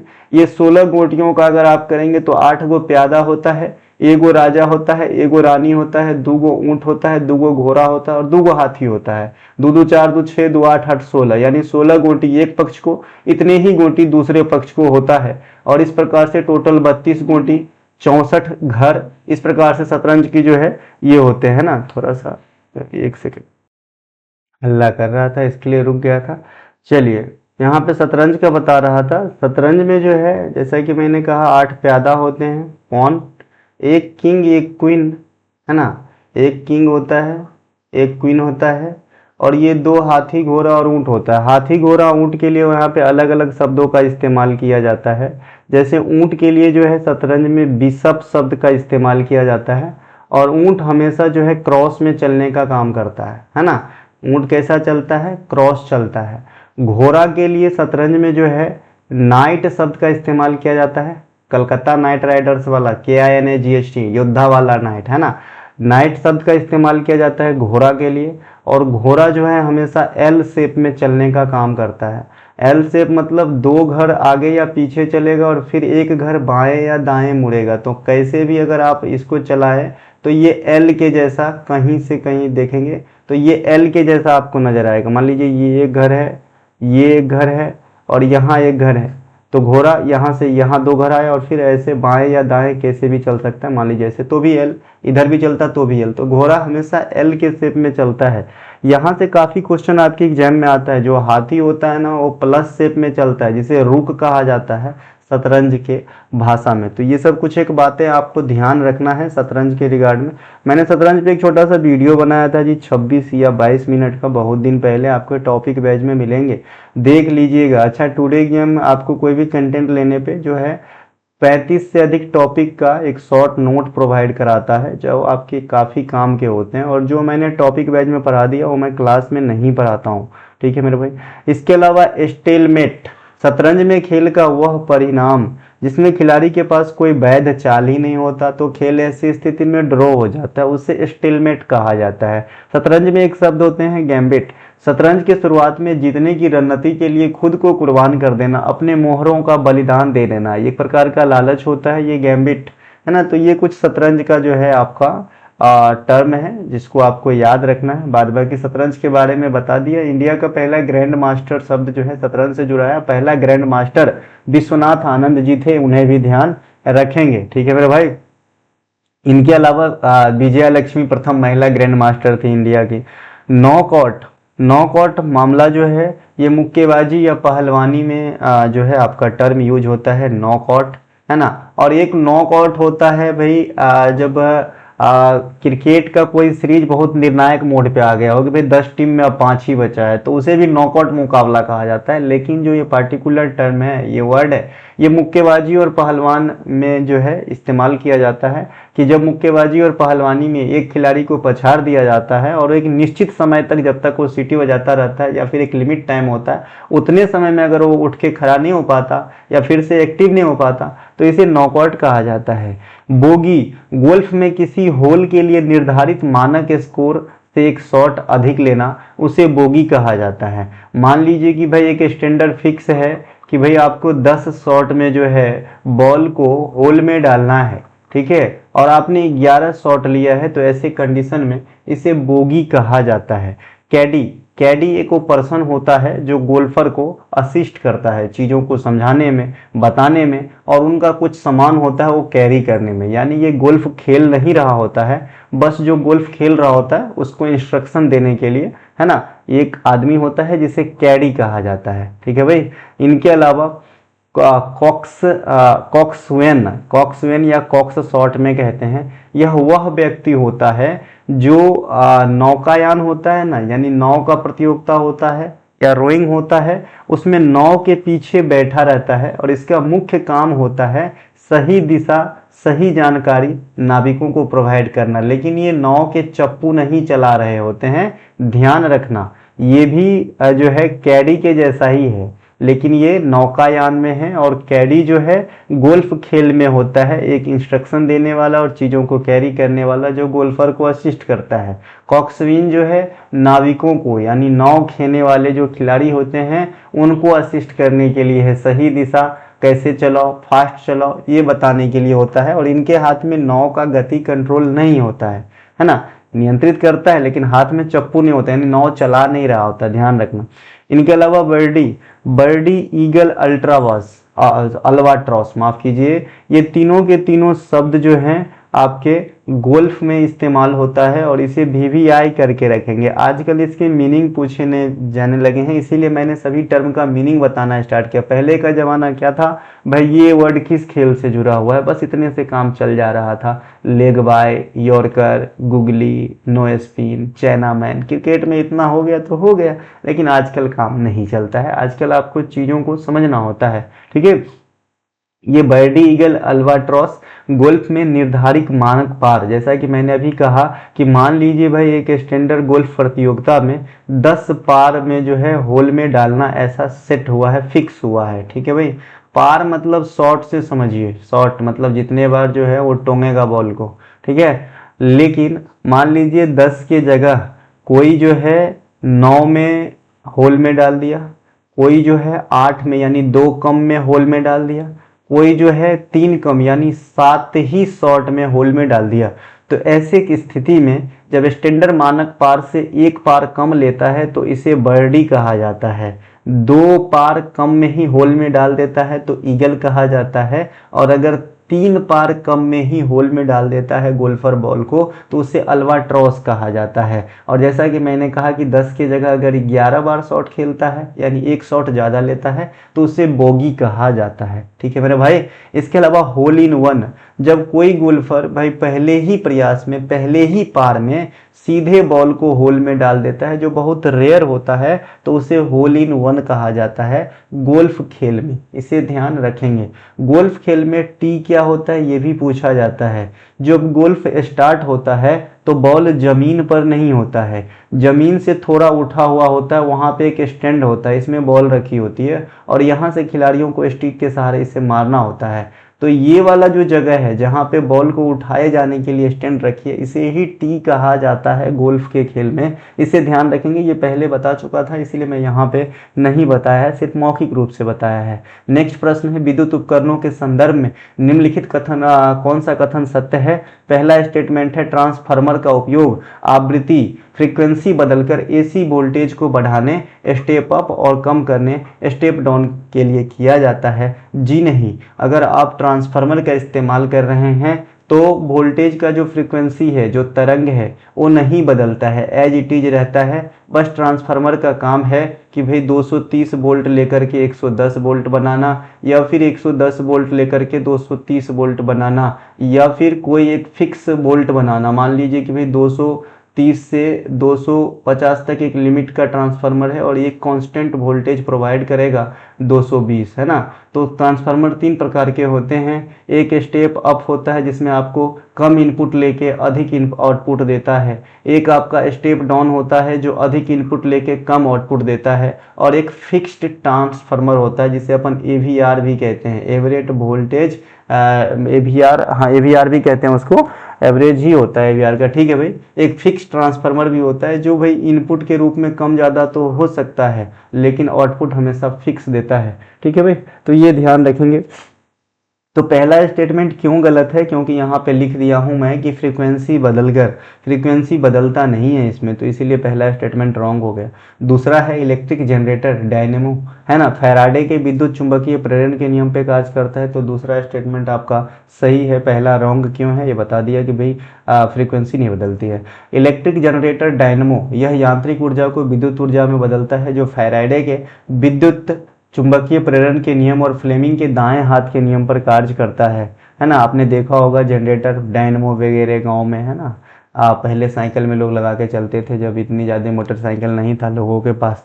इलेक्ट्रिक मोटर यह विद्युत ऊर्जा को यांत्रिक ऊर्जा में बदलता है। इलेक्ट्रिक मोटर, है ना, चुंबकीय क्षेत्र में रखे कॉइल को जब आप विद्युत सप्लाई देते हैं तो वहाँ पे जो है ना, कॉइल घूमने लगता है, तो विद्युत ऊर्जा को यांत्रिक ऊर्जा में बदलते हैं विद्युत मोटर में, है ना। और ये किस पे काम करता है, विद्युत धारा के चुंबकीय इफेक्ट पे काम करता है, और साथ ही साथ इसमें लॉरेंज बल भी काम करता है। कई बार ऐसे क्वेश्चन पूछे हैं, इलेक्ट्रिक मोटर किस सिद्धांत पे कार्य करता है, वहां पे बल के रूप में नाम होता है कैरोलियस बल, लॉरेंज बल, है ना। ये इस प्रकार से नाम रहता है, तो आपको लॉरेंज बल आंसर करना है। इनके अलावा नेक्स्ट है ट्रांसफार्मर। कुछ काम था क्या? ट्रांसफार्मर यह पारस्परिक प्रेरण म्यूचुअल इंडक्शन के सिद्धांत पर कार्य करता है। इसका उपयोग बिना फ्रीक्वेंसी बदले एसी वोल्टेज को बढ़ाने या कम करने में, जैसा कि मैंने स्टेटमेंट के साथ ही समझा दिया था, ट्रांसफार्मर हम क्यों यूज करते हैं। ट्रांसफार्मर का जो कोर होता है ये नर्म लोहा का बना होता है ना। ट्रांसफार्मर में जो कोर होते हैं वो किसके बने होते हैं, नर्म लोहा का बना होता है, इसे ध्यान रखेंगे, है ना। एक विद्युत घंटी यह किस सिद्धांत पे कार्य करता है, तो यह विद्युत धारा के चुंबकीय प्रभाव मैग्नेटिक इफेक्ट पे काम करता है। ठीक है भाई, ये क्या होता है कि एक छोटा सा हैमर लगा होता है एक प्लेट के सामने, जब भी आप बटन को दबाते हो, प्रेस करते हो, यानी ऑन करते हो, ठीक है, तो उसमें जो है धारा का प्रवाह होता है, जिससे क्या होता है, मैग्नेटिक इफेक्ट जनरेट होती है, और वो हैमर जो है आकर्षित हो जाता है लोखंड की तरफ और टन से आवाज आता है ना। ये विद्युत घंटी है, जैसे आप उंगली हटाओगे बटन से, फिर से चुंबकत्व खत्म हो जाएंगे, मैग्नेटिक इफेक्ट का प्रभाव खत्म होगा, और जो हथौड़ा है वो अपने जगह पे भाग चला जाएगा। तो ये विद्युत घंटी इसी सिद्धांत पे कार्य करता है। आपको पता होना चाहिए कि भाई मैग्नेट जो है दो प्रकार के होते हैं। एक परमानेंट मैग्नेट होता है, जो हम लोग बहुत देखे हैं, जो आपको देखने को मिलेगा, है ना। स्पीकर, आपने गांव घर में स्पीकर, जब रेडियो का प्रचलन था तो खराब होने के बाद हम लोग स्पीकर निकालते थे और उसका चुंबक फोड़ के खेलते थे, ठीक है। तो वो जो चुंबक है वो परमानेंट चुंबक है, उसकी जो है चुंबकत्व अपने आप नहीं जाती है। एक होता है इलेक्ट्रोमैग्नेट, ये अस्थायी चुंबक होता है, जब इसमें विद्युत धारा यानी पावर सप्लाई आप दोगे तब ये चुंबक के भांति काम करेगा, और जब पावर सप्लाई नहीं दोगे तब यह चुंबक के भांति कार्य नहीं करेगा। ठीक है, तो ज़्यादातर यूज जो है इलेक्ट्रिक चीज़ों में अस्थायी चुंबक का ही होता है, रिले वगैरह इत्यादि में, है ना। इनके अलावा चुंबक को गर्म करना, पीटना, इस सब से क्या होता है, मैग्नेटिक गुण कम हो जाता है। ठीक है। रेक्टिफायर या दिष्टकारी, रेक्टिफायर या दिष्टकारी जिसे हिंदी में कहते हैं, यह क्या होता है कि भाई एसी वोल्टेज को जो है या करंट को डीसी करंट में बदलने का काम करता है। और ये किसके गुण का इस्तेमाल करके ऐसा कर पाता है, तो डायोड के गुण का इस्तेमाल करके ऐसा कर पाता है। डायोड में क्या खूबी होता है कि ये धारा को सिर्फ एक ही दिशा में यानी फॉरवर्ड वैस में ही जो है प्रेरित होने देता है, पास होने देता है। ठीक है, ये धारा को सिर्फ एक ही दिशा में प्रवाह होने देता है डायोड, और इसी गुण का फायदा उठा के जो है रेक्टिफायर काम करता है और एसी को डीसी में बदलने का काम करता है। हालांकि रेक्टिफायर के द्वारा बनाया गया डीसी करंट पूर्ण रूप से शुद्ध नहीं होता है, इसे भी ध्यान रखेंगे। हाइड्रोलिक ब्रेक या हाइड्रोलिक लिफ्ट जो है ये आपके पास्कल के सिद्धांत पे कार्य करता है, इसे भी ध्यान रखेंगे। पास्कल के सिद्धांत पे कार्य करता है ना। बड़े बड़े मशीनरी पार्ट उठाने में इसका काम होता है, क्रेन वगैरह इसी सिद्धांत पे आपने देखा होगा। यहाँ पे नोट करके मैंने लिखा है कि जो दाब का एसआई मात्रक होता है वो पास्कल होता है, और एक पास्कल का वैल्यू कभी कभी पास्कल की जगह पे न्यूटन के टर्म में लिखा होता है। तो एक पास्कल यानी 1 PA बराबर, है ना, 1 न्यूटन 1N बट्टा m² होता है, यानी वर्ग मीटर होता है। तो n 1N बाय m²। ठीक है भाई, तो एक पास्कल का वैल्यू इतना होता है। तो कभी कभी दाब का एसआई मात्रक क्या हुआ, तो ऑप्शन में न्यूटन बट्टा m² लिखा मिल सकता है। ठीक है भाई। नेक्स्ट है हमारा, भारत में नदियों की स्थितियों के सुधार हेतु चलाए गए योजनाओं के संदर्भ में कौन सा कथन सत्य है। पहला कथन है कि तेलंगाना में स्थित मूसी नदी को 2024 में राष्ट्रीय नदी संरक्षण योजना NRCP में शामिल किया गया। जी बिल्कुल सही है, ये करेंट सेक्शन से क्वेश्चन भी बनेंगे। ठीक है। इनके अलावा दूसरा स्टेटमेंट है, नमामि गंगे कार्यक्रम के अंतर्गत प्रदूषित नदी क्षेत्रों में सुधार कार्य हेतु 35,698 करोड़ रुपए की लागत कुल 200 सीवरेज अवसंरचनाएं परियोजनाएं स्वीकृत की गई है। ये जो आपने धन आवंटित किया है नमामि गंगे कार्यक्रम में सीवरेज अवसंरचना परियोजनाओं के लिए, ये तो सही है, लेकिन इसकी जो क्वांटिटी है वो आपने कम लिखा है, 200 नहीं 218 है। ठीक है, तो पहला स्टेटमेंट सही है, दूसरा स्टेटमेंट रॉन्ग है, और ये करंट सेक्शन से एक अच्छा क्वेश्चन CGL के लिए तैयार है। ठीक है, नमामि गंगे कार्यक्रम के अंतर्गत प्रदूषित नदी क्षेत्रों के सुधार कार्य हेतु ये जो है 35,698 करोड़ रुपए लागत से 218 सीवरेज अवसंरचना परियोजनाएं स्वीकृत की गई है। ये डाटा जरूर याद रखना, जहां भी डाटा वाला करंट देता हूँ वो आपके एग्जाम में छपेंगे, ठीक है भाई। इसके अलावा जो है पर्यावरण, वन, जलवायु और परिवर्तन मंत्रालय द्वारा संचालित राष्ट्रीय नदी संरक्षण योजना NRCP वर्ष 1995 में स्टार्ट किया गया था। जो मिड डे मील है ना, मध्याह्न भोजन योजना, PM पोषण योजना, ये भी 1995 में ही शुरू किया गया था। इसे भी ध्यान रख लेना साथ में, ठीक है। इसके अलावा इसका जो मेन फोकस है वो नदियों में प्रदूषण को कम करना है, लेकिन ये गंगा और गंगा बेसिन की जो भी नदियां हैं उनको कवर नहीं करता है। इसलिए नमामि गंगे कार्यक्रम 2024 में 14 में अलग से इंट्रोड्यूस करवाया गया था, जो एक प्रकार का गंगा सफाई अभियान है, ठीक है मेरे भाई। इसके अलावा जल शक्ति मंत्रालय द्वारा जारी नवीनतम आधिकारिक आंकड़ों के अनुसार राष्ट्रीय नदी संरक्षण योजना NRCP के तहत अब तक 58 नदियों को शामिल किया जा चुका है, जिसमें सबसे लेटेस्ट आपके मूसी नदी है जो 2024 में शामिल हुआ था, ठीक है। तेलंगाना में स्थित मूसी नदी को 2024 में राष्ट्रीय नदी संरक्षण योजना NRCP में शामिल किया गया, जैसा कि यहाँ पे लिखा भी है। नोट करके यहाँ पे लिखा है कि वर्तमान में भारत के केंद्रीय जल मंत्री, जल शक्ति मंत्रालय के जो मंत्री हैं ये है CR पाटिल, चंद्रकांत रघुनाथ पाटिल जी। भारत में जल विवादों का समाधान जो है अंतर्राज्यीय नदी जल विवाद अधिनियम 1956 के द्वारा नियंत्रित होता है, BVI कर लेंगे। बाद में इसमें कई बार संशोधन किया गया, लेकिन जो मुख्य अधिनियम है ये 1956 में ही लाया गया था, जो अंतर राज्य नदी है उनके संबंधित विवादों को निपटाने के लिए एक अधिनियम है। सरकारिया आयोग का जो रिपोर्ट है, यानी सरकारिया आयोग की जो बात है, जो सिफारिश है, ये अंतर्राज्यीय जल विवाद अधिनियम 1956 को जो है वर्ष 2002 में संशोधित किया गया था, यानी इसमें इनका बात जो है ऐड किया गया था। तो सरकारिया आयोग जो है केंद्र राज्य संबंध से तो संबंधित है ही, साथ ही ये मसला भी केंद्र राज्य संबंध जैसा ही अंतर्राज्यीय जल विवाद है ना। तो इनकी बात जो है सरकारी आयोग वाला जो सिफारिश है इनमें भी ऐड किया गया था 2002 में। किस अधिनियम में? 1956 जल विवाद अधिनियम में। ये ध्यान रखेंगे। अनुच्छेद 262 एक ऐसा आर्टिकल है, संसद विधि द्वारा किसी अंतर्राज्यीय नदी या घाटी के जल के उपयोग, वितरण और नियंत्रण से संबंध में किसी भी विवाद या शिकायत के लिए न्याय निर्णय के लिए प्रावधान कर सकती है। 262 के अनुसार संसद जो है अंतर्राज्यीय नदी विवाद के मामलों में कानून या फिर जल वितरण, नियंत्रण इत्यादि के बारे में चीज़ों का प्रावधान कर सकता है। भारत में जो एक्टिव नदी जल विवाद है ये कौन कौन से हैं? तो कृष्णा जल नदी विवाद न्यायाधिकरण, इसमें सम्मिलित राज्य कौन कौन से हैं? कर्नाटक, तेलंगाना, आंध्र प्रदेश और महाराष्ट्र। ये पेनिनसुलर इंडिया की दूसरी सबसे बड़ी नदी है कृष्णा नदी। पहला सबसे बड़ी नदी कौन सी है पेनिनसुलर इंडिया की? गोदावरी। मैंने पहला और दूसरा बता दिया है। आप लोगों से आशा करूंगा कि तीसरी सबसे बड़ी पेनिनसुलर इंडिया की नदी आपको बताना है, ठीक है। पेनिनसुलर इंडिया क्या होता है कई बार बता चुका हूँ। पेनिनसुलर इंडिया के नदी और हिमालय नदी में क्या फ़र्क है इसको भी मैं बता चुका हूँ अच्छे से। जो पेनिनसुलर इंडिया की नदी है और जो हिमालयन रिवर है, इन दोनों में क्या है भाई, है ना, इन दोनों में क्या फ़र्क है? तो सबसे बड़ा जो फ़र्क है, पेनिनसुलर इंडिया की जो रिवर होती है ये ओल्ड है, हिमालयन रिवर जो है ये क्या न्यू है। पेनिनसुलर इंडिया की जो रिवर होती है ये साल भर जो है नहीं प्रभावित होती है। इसमें जो है वाटर लेयर कम होता है क्योंकि ये वर्षा पे डिपेंड होता है। और जो हिमालयन नदी है ये वर्षा के साथ साथ ग्लेशियर पिघलने पर भी डिपेंड होता है, क्योंकि हिमालय बलित पर्वत का उदाहरण है, इसीलिए इसमें साल भर आपको वाटर करंट देखने को मिलेगा। तो ये सब कुछ एक बात आपको ध्यान रखना है। पेनिनसुलर इंडिया की जो नदियां हैं इसके वाटर थोड़ा साफ होंगे इनके तुलना में, ये सब बात आपको ध्यान रखना है, ठीक है मेरे भाई। इसके अलावा महानदी जल विवाद न्यायाधिकरण ओडिशा और छत्तीसगढ़ इस विवाद में संलिप्त हैं। यहाँ पे जो मैं क्वेश्चन पूछा हूँ पेनिनसुलर इंडिया की थर्ड लार्जेस्ट नदी, तो यहीं पे अगर आप ध्यान से देखेंगे तो आपको आंसर मिल जाएगा, कहीं ना कहीं उनका नाम लिखा है। महादाई जल विवाद न्यायाधिकरण गोवा, कर्नाटक और महाराष्ट्र इसमें सम्मिलित है। इनके अलावा रावी और ब्यास जल न्यायाधिकरण पंजाब, हरियाणा, राजस्थान। वंशधारा जल विवाद आंध्र प्रदेश और उड़ीसा। तो ये कुछ एक जो है सक्रिय मामला है। इनके अलावा भारत और पाकिस्तान के बीच सिंधु जल समझौता 1960 में हुआ था, इन्हें भी ध्यान रखेंगे, है ना। इनके अलावा नमामि गंगे कार्यक्रम केंद्र सरकार 2014 में मोदी साहब की जो पहला कार्यकाल था प्राइम मिनिस्टर के रूप में, तो उनके शुरुआती दिनों में इंट्रोड्यूस किया गया एक योजना है जो गंगा को साफ सफाई करने के लिए मतलब बद्ध है ना।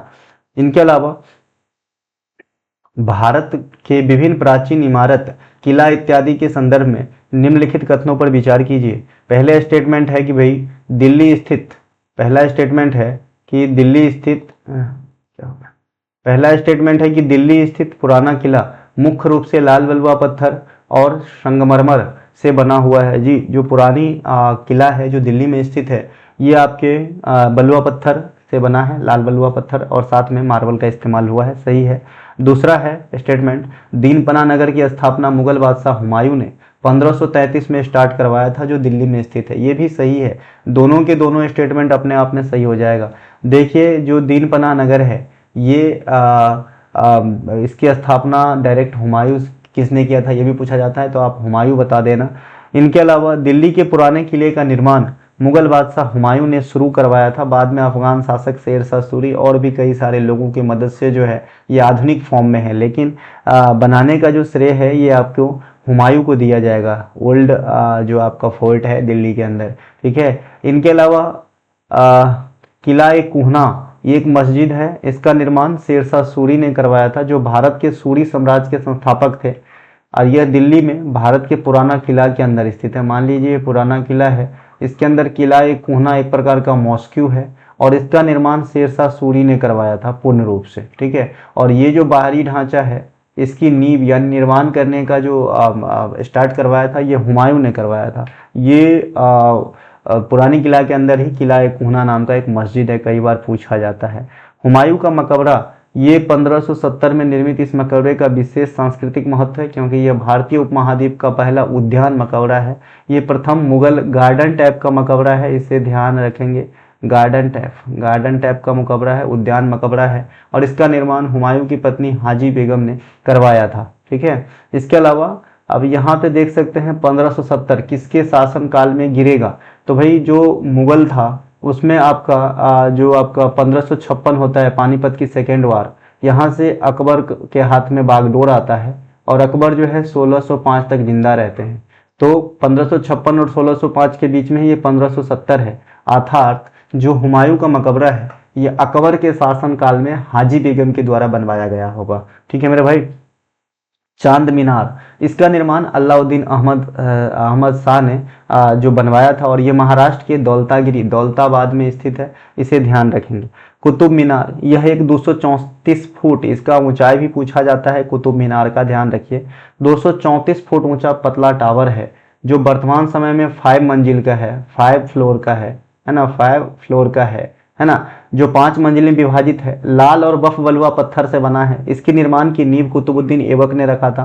बाद में जब 1210 में कुतुबुद्दीन ऐबक की मृत्यु हो गई घोड़ा से गिरकर चौगान खेलते समय, तो इसको पूरा करवाया इल्तुतमिश, है ना, इल्तुतमिश, गलत लिखा रहा है, इल्तुतमिश, है ना, कैसा नाम है, इल्तुतमिश, इन्होंने पूरा करवाया। बाद में फिरोज तुगलक ने, है ना, उसकी ऊपरी फ्लोर जो है बनवाया, है ना, फिरोज तुगलक ने ऊपरी फ्लोर बनवाया, ठीक है। तो इसे ध्यान रखेंगे, पहले 3 फ्लोर का था, बाद में 5 फ्लोर का बना कुतुब मीनार। ये दुनिया की सबसे ऊंची मीनार इसे कहा जाता है। इनके अलावा सब कुछ बोलना, तुगलक मत बोलना यार, है ना, देखिए वकील साहब, तुगलक मत बोलो। इसके अलावा ताजमहल मुगल बादशाह शाहजहां ने अपनी बेगम मुमताज महल की याद में बनवाया था। इसके मुख्य वास्तुकार उस्ताद अहमद लाहौरी थे, ये काफ़ी बार पूछे जाते हैं। मुख्य रूप से राजस्थान के मकराना से लाए गए संगमरमर से बना है आपके ताजमहल, और इसमें पित्तरा द्योरा तकनीक का इस्तेमाल किया गया है। अब ये पित्तरा द्योरा तकनीक क्या होता है, तो भाई पित्तरा द्योरा रेलवे में बहुत पूछता है ये पित्तरा द्योरा तकनीक जो है ये क्या होता है कि मान लीजिए एक संगमरमर का आपके वर्गाकार टाइल है ना, तो इसमें क्या करेंगे, पहले इसमें छेनी हथौड़ी से इसके बीच से ऐसे उकेर देंगे, मान लीजिए, है ना, थोड़ा थोड़ा फोड़ देंगे, जो भी डिजाइन हमें बनाना है ऐसा हमने फोड़ दिया। फिर हमने कुछ पत्थर जो अर्ध कीमती होता था, बहुत ज़्यादा कीमती नहीं, लाजवर्त जैसे पत्थर, है ना, उसको क्या किया, छोटे छोटे क्रश कर लिया हमने, ऐसा थोड़े छोटे जो है मीना बना लिए, या फिर मनी के जैसे बना लिए, जैसे हम लोग जरी का काम करते हैं, ठीक है। और ये इसमें जो है कोई एडहेसिव मटेरियल से इसमें चिपकाने का काम कर लिए। तो ऐसे तकनीक को जो है हम पित्तरा द्योरा तकनीक कहते हैं, ठीक है। इसे ध्यान रखेंगे, जो काफ़ी अट्रैक्टिव होता है देखने के लिए। इनके अलावा आगरा का किला का निर्माण मुगल बादशाह अकबर ने करवाया था, और यह किससे निर्मित है, तो रेड सैंड स्टोन, लाल बलुआ पत्थर से बना है। इसके भीतर जो शीश महल है उसका निर्माण जो है ना, शाहजहां ने करवाया था, ध्यान रखना। फिर से हल्ला करने लगा, 1 सेकेंड। जैसे भी बताया था ना कि भाई पुराने किला के अंदर जो कुहना मस्जिद था वैसे ही ये आगरा के किला के अंदर शीश महल, दीवाने खास, जहांगीरी महल इत्यादि है। ठीक है मेरे भाई। इनके अलावा फतेहपुर सिकरी, अच्छा शाहजहां को जो उनके लड़का ने कैद करके रखा था ना, तो ये आगरा के किला के अंदर ही रखा था। फतेहपुर सिकरी ये अकबर के द्वारा जो है यहाँ पे बुलंद दरवाजा का निर्माण करवाया गया था। याद रखिए फतेहपुर सिकरी जो है मुगलों के द्वारा पहला सुनियोजित शहर था, प्लांट सिटी था। ठीक है, इसे ध्यान रखेंगे। ये लाल बलुआ पत्थर से बना हुआ है। फतेहपुर सिकरी में एक बुलंद दरवाजा है जो बाद में अकबर के द्वारा गुजरात पर विजय के उपलक्ष्य में बनवाया गया, जो लाल और पीला बलुआ पत्थर से निर्मित है। मैं हर जगह इसकी मटेरियल पे क्यों फोकस कर रहा हूँ, क्योंकि आजकल एग्जामिनर ये अमुक बिल्डिंग किस मटेरियल से बना हुआ है ऐसा पूछते हैं, क्योंकि पहले जमाना में थोड़ी था कि ये अंबुजा सीमेंट ले और बना दो, है ना, तो उसमें जो है बहुत सोच समझ के बनाया जाता था। इनके अलावा अलाई दरवाजा कुतुब मीनार परिसर में स्थित कुब्बत उल इस्लाम मस्जिद के दक्षिणी प्रवेश द्वार को अलाउद्दीन खिलजी के द्वारा बनवाया गया था। इसे हम शॉर्ट में अलाई दरवाजा कह देते हैं। तो अगर आपसे पूछे कि भाई ये जो अलाई दरवाजा है ये कुब्बत उल इस्लाम मस्जिद जो दिल्ली में है ना, जो कुतुब मीनार परिसर में ही रहेगा, तो इसके कौन से दिशा की दरवाजा है, तो आप कहेंगे दक्षिणी दरवाजा है। ठीक है, और ये किससे बना है, लाल बलुआ पत्थर से। हवा महल ये कहाँ पे रहेगा, जयपुर के अंदर रहेगा हवा महल। इसका निर्माण सवाई प्रताप सिंह ने 1799 में किया था, और इसके जो वास्तुकार होते हैं उस्ताद लालचंद होते हैं। और हवा महल के अंदर 953 झरोखे हैं, छोटे छोटे खिड़कियां हैं, और इसका निर्माण गुलाबी बलुआ पत्थर से हुआ है। इसीलिए जयपुर को अपन पिंक सिटी कहेंगे, यहाँ से रिलेट कर लेंगे चीज़ों को। गोल गुंबद बीजापुर, यह मोहम्मद आदिल शाह का मकबरा है और इन्हीं के द्वारा बनवाया गया था। ठीक है, क्या होता था कि पहले जो है राजा महाराजाओं का शौक होता था कि मैं जब मरूं तो अपने लिए पहले से ही कब्र की व्यवस्था भी करता चलूं। ठीक है, तो इन्हीं में से ये एक है। कई मुगल बादशाह भी ऐसा किए हैं।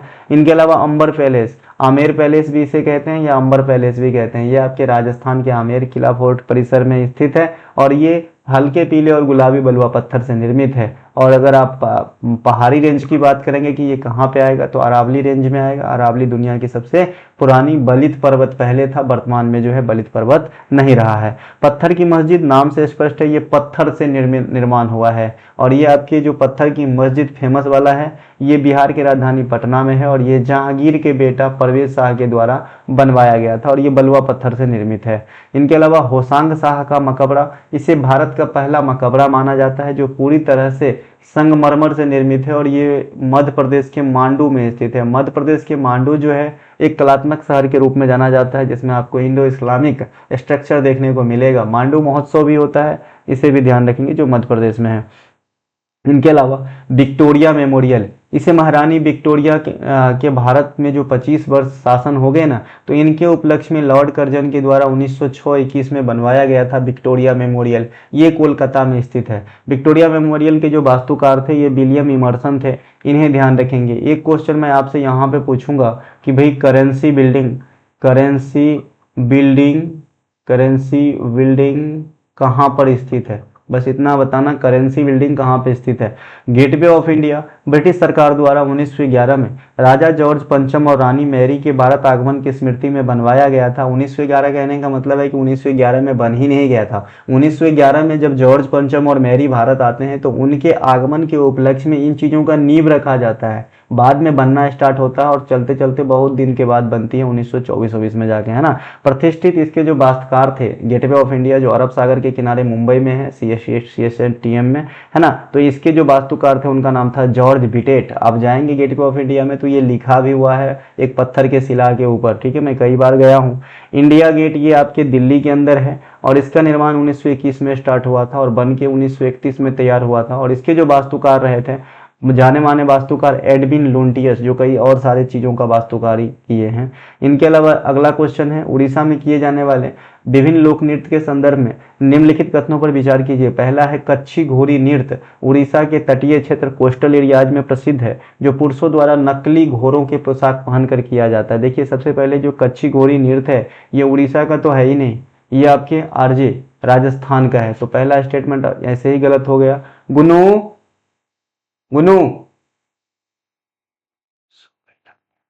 कथन 2 है गोटी पुआ उड़ीसा का प्रसिद्ध नृत्य है, जिसमें पुआ का अर्थ होता है लड़का और गोटी का अर्थ होता है अकेला, है ना, तो इसे ध्यान रखेंगे।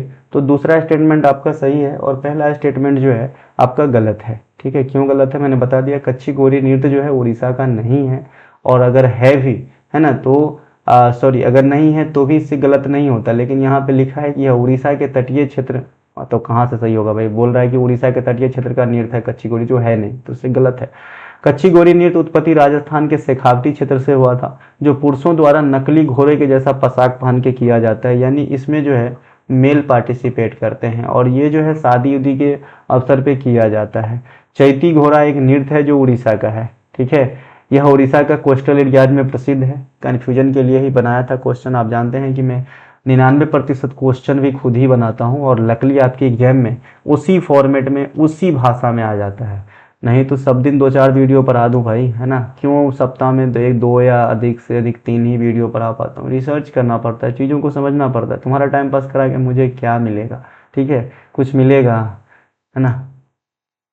यह चैत्र पूर्णिमा के समय किया जाता है। यह मछुआरा समुदाय की कुलदेवी वासुली के सम्मान में आयोजित किया जाता है आपके चैती घोड़ा नृत्य, ठीक है, चैत्र पूर्णिमा के अवसर पे।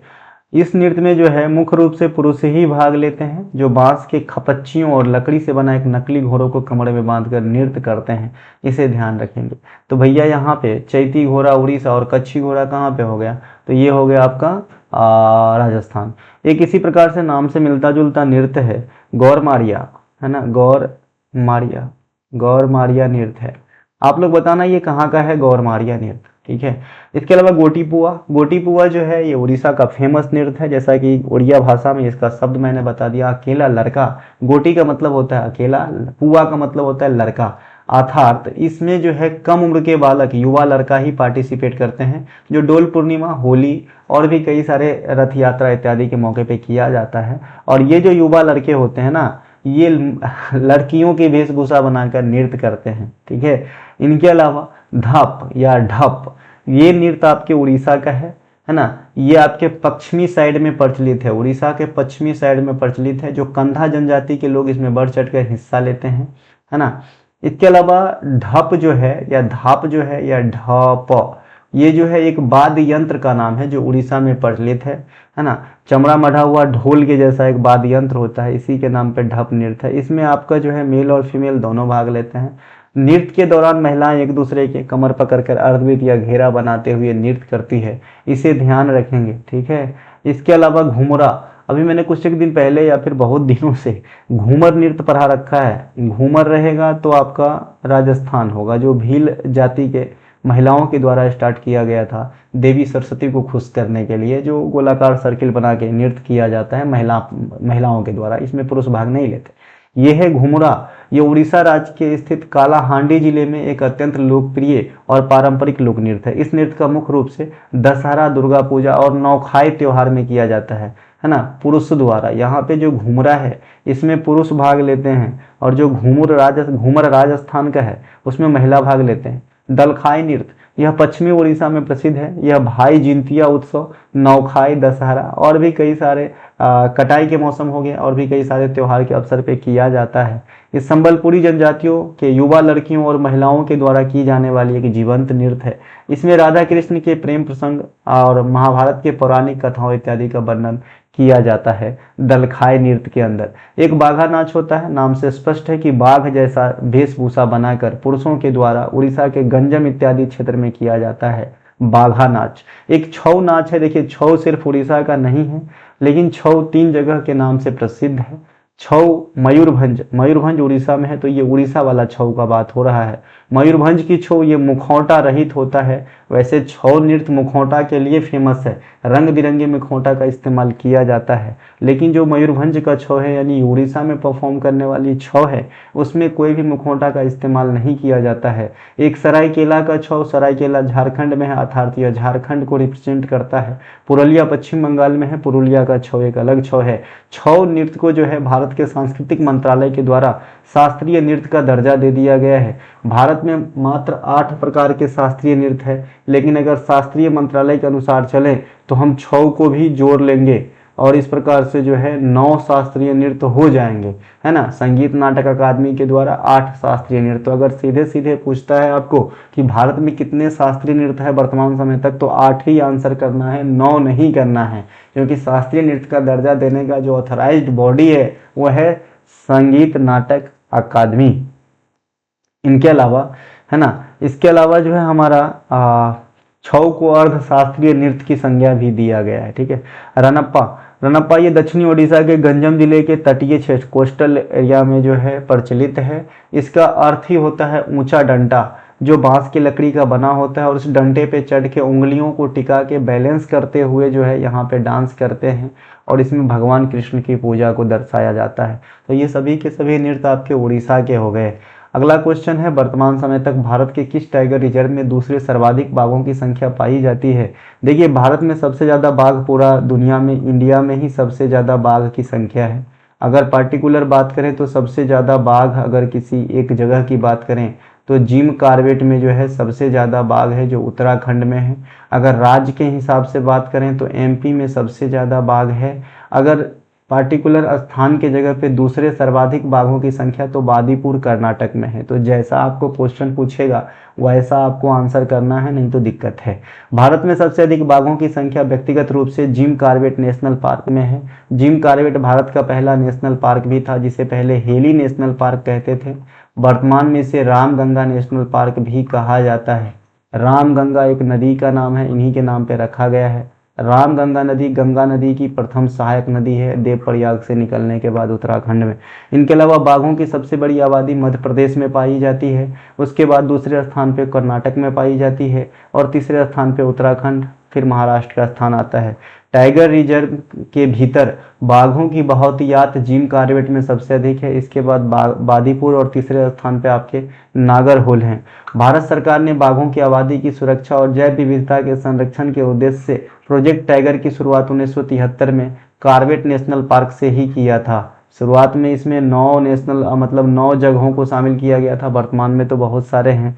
हर साल 29 जुलाई को अंतर्राष्ट्रीय बाघ दिवस के रूप में मनाया जाता है।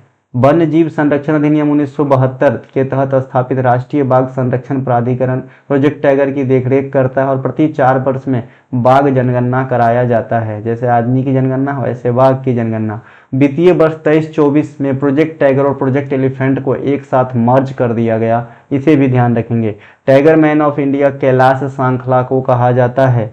मार्च 2025 को केंद्रीय पर्यावरण मंत्री ने मध्य प्रदेश के माधव राष्ट्रीय उद्यान को देश का 58वां टाइगर रिजर्व के रूप में घोषित किया है। क्षेत्रफल के दृष्टि से भारत का सबसे बड़ा टाइगर रिजर्व नागार्जुन सागर श्रीशैलम आंध्र प्रदेश में है, इसे ध्यान रखेंगे।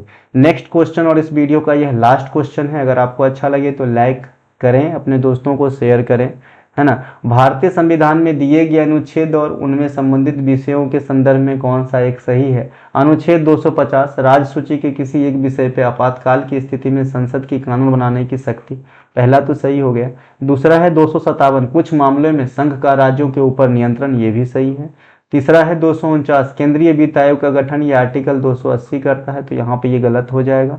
अनुच्छेद 268 कहता है कि अंतर्राज्यीय व्यापार में माल की खरीद बिक्री पर राज्य द्वारा टैक्स लगाना, जी नहीं, यहाँ पे राज्य टैक्स नहीं लगाता, तो यहाँ पे पहला 2 सही होगा, आखिरी का 2 जो है गलत हो जाएगा।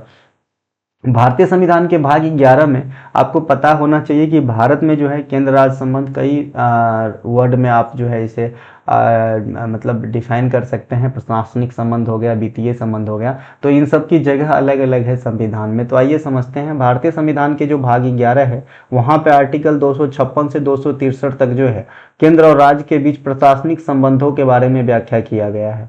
इसी भाग के अंतर्गत यानी भाग 11 के अंतर्गत ही आर्टिकल 245 से 255 की बात अगर आप करेंगे तो ये विधायी संबंध के बाद में बात करेंगे, कानून वाला संबंधों के बाद जो बात है वो चीज़ आपको देखने को मिलेगा। फिर हम अगर संविधान के भाग 12 में आएंगे तो आर्टिकल 268 से 293 तक की चीज़ों को हम अध्ययन करेंगे तो हम पाएंगे कि ये जो है वित्तीय संबंध के बाद की जो है केंद्र और राज्य के बीच जो वित्तीय संबंध होते हैं उनसे संबंधित चीज़ों का व्याख्या है, तो ये ध्यान रखेंगे। तो ये 3 प्रकार के संबंध है हमारा।